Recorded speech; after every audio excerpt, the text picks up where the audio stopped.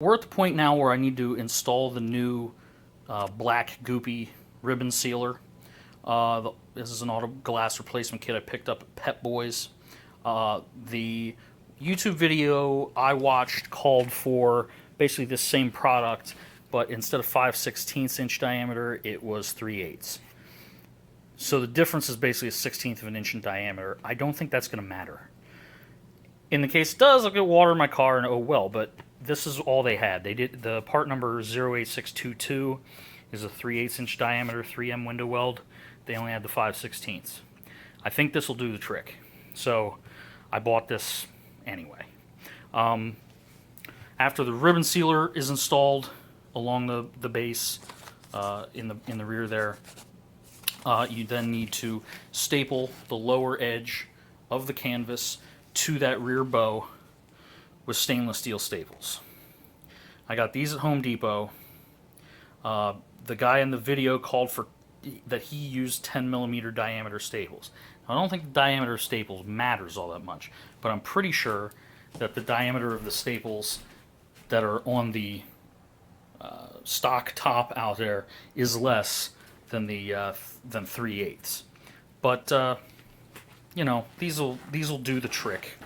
These will make it work, and they will fit my staple gun. So this is the part I'm waiting for my friend Jake to come over to do the stapling, you know, aligning the top on there, stapling it to that rear bow, and then installing that rear bow, because the guy in the YouTube video I watched said it was a lot easier with two people, and I can believe that, having seen, you know, the way it's set up.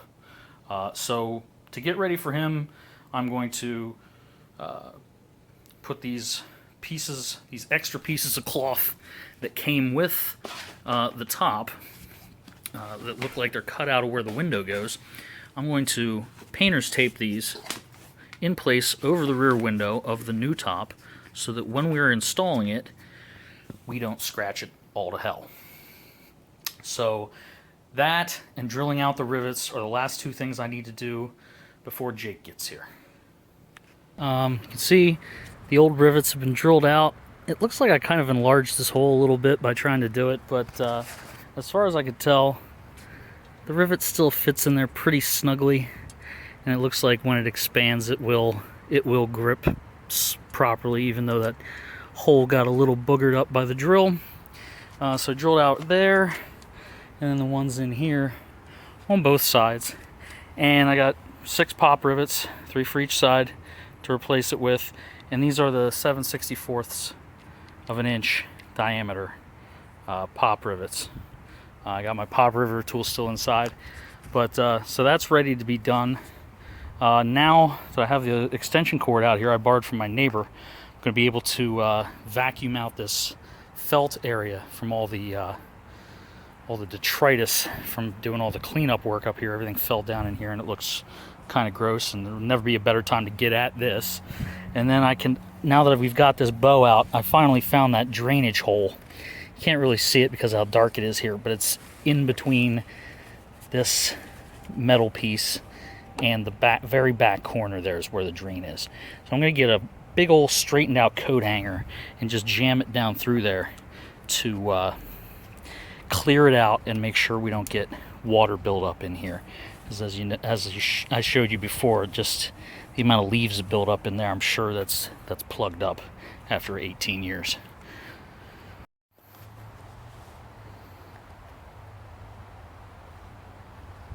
Alright, so here's the gasket material. It's basically in its natural state, ready to go in. And I am going to press it into the back here. As you can see, I'm all vacuumed out in there. It's about as good as it's going to get. So install this goop in there. And then I am going to basically test lay the top on here and do the side cables to align it, so that when Jake gets here, everything is ready to go. So to fish this cable through the channel on the top that's supposed to retain it, because we scraped this stuff off here, it doesn't have the rigidity to just push it through. So what I'm going to do is I'm going to make a little tool right now to help me do that. And what I have here is a length of wire coat hanger that I cut, and I have clamped my vice grip onto it, and I am going to bend it around the vice grip and make a little loop that I can stick through, grab onto the end of that spring, and pull it through. You gotta be careful with this because you don't want any sharp edges to rip the channel wide open. So might help to deburr it with a file beforehand. Rather than deburr it with a file, what I did was I bent a loop in the end, wrapped it in duct tape to protect the interior of it from any sharp edges, ran it down through, hooked the spring through that, and then ran the duct tape around it to protect the sharp edges of the spring as well, from this, protect the channel from those sharp edges, and then just pulled it back through and fished it through. So, and it actually worked quite well. It was very easy, and that's how I would recommend doing this rather than just trying to push it through. Makes it a lot easier. I'm also going to wrap a little bit of duct tape around, because that grommet is missing here on both sides. I'm going to wrap some duct tape around where that part meets there, just to protect the cable from direct abrasion in that hole. Alright, so the new bracket is installed. I figured out, based on, you can see the outline from where the old one was on here, the two different colors of the metal on the area underneath, to figure out which bracket was passenger and which was driver, because they're mirror images of each other. So this one will be for the passenger side. Once you figure out how it gets oriented on here, you run the cable through it and then crimp it down. Now this sucker is hard, so I needed to use my vice grips once again, because they have the compound leverage on them. I wasn't able to bend it with my just regular needle nose pliers. Needed the vice grips to do it. But then I was able to bend it closed, and there's still plenty of play in there for it to run through without being bound up. So it's retained, it's not going anywhere. Then when you come underneath here, you see there's the 3 screws you removed before. You put in the first Phillips head, goes to just this bracket. Get it lined up good, tighten it down, and then this plastic piece right here flips over there, and then you put the last 2 screws in on the end through the plastic piece. So that's how that works. On mine, the plastic piece, this was so dry rotted, the plastic piece wasn't even really doing anything. It wasn't holding this down. So that's why I had a lot of light showing through here and a lot of wind noise at highway speed. So this should make the inside a lot quieter now that I'm doing this, putting this new top on. Okay, so the side cables are installed. I was able to get the brackets reinstalled here. Remember that you have to have this thing at halfway up, or like the halfway position, in order to do this, to take the slack, put the slack in the cable, otherwise it's under tension. So this is kind of a pain in the ass. You got to do this, kind of hold it up vertical while you attach everything. But now it's pretty much attached on both sides, so it's centered on here, and we'll be able to figure out exactly how to staple the back on to the bow.